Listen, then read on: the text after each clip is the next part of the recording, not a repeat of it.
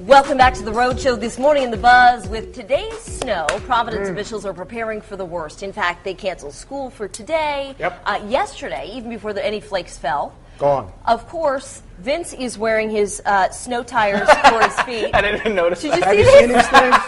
Okay. I didn't even notice These that. are snow tires for my feet, baby. Those are no joke. By the way, that's a Pilates move. Well you like done. that? A lot of control there. All right. I'm messing around. Complete with the Well, cozy socks. I bought these cheap things because I lost a couple $100 pair of shoes one day. All right. Show Rick one more time because they're good enough for another shot. Here we go. Here we go. Take a look right at these there. puppies. Well, listen, Huh? you need stuff Look at like the traction this. on those things. Hopefully you have All right. tires on your car that are Yeah, up to par, exactly, right? But you know, all of this preparedness in the area is in an effort to avoid the December debacle. Yeah. You know, that's the one that happened back in 2007. It left kids stuck on school buses for hours. Some of them had to defecate into buckets. Everyone, it seems, has a story. Actually, you weren't here yet working for the Road Show.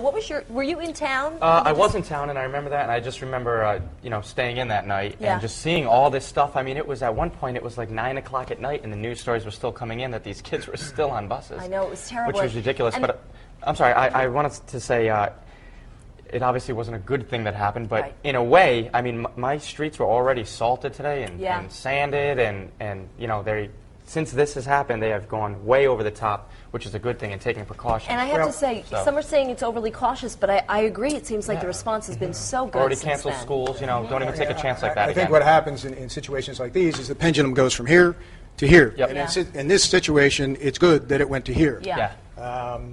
I wasn't here for it, but I heard the horror stories about it. Oh, it was terrible. And, it's always better to err on the side of caution. Yeah. You know what I mean? Yeah. Especially when you're dealing with kids and just people's safety in Well, general. not just kids, but people in out general, there stuck. Yeah. I remember in Pennsylvania last year on Route 78, there were thousands of cars that were stuck for more than 24 hours that couldn't get out because the plows didn't do their jobs. Yep. So, when these things happen, you got to be proactive. Yeah, it's true. The only thing that some people are concerned about is that a lot of these communities are cash-strapped. Their budget is dwindling for the snow removal. Guess what? Too bad. Yeah, and I have to say, I commend them because they're, even in the face of that, they're saying, listen, our first priority is safety, and we'll worry about the budget afterwards. Because heads rolled last time. Yeah. People were getting fired left and right after that. Like I said, I wasn't here, but rightfully so. Yeah. Now, are you guys the kind of guys who run out to the grocery store, get the bread and the milk and the eggs?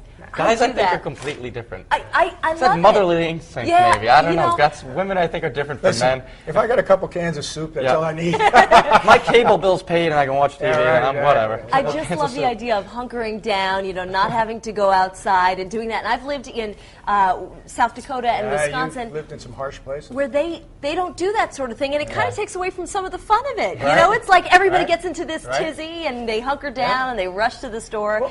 Well, you go to some stores where people are downright rude. They get nasty in the aisles. It's like, haven't we dealt with this before? People are It's fighting England. for this last loaf of bread. I have to say, though, Courtney, I love this. I love the whole, I love hearing about the snow coming. I love planning out what kind of soup and sandwich I'm going to eat. I love dressing up my dog in his little booties. I love the whole thing. I already warned Riley that his coat is coming for this afternoon. My dog, Courtney's by the way, dog? he's my dog.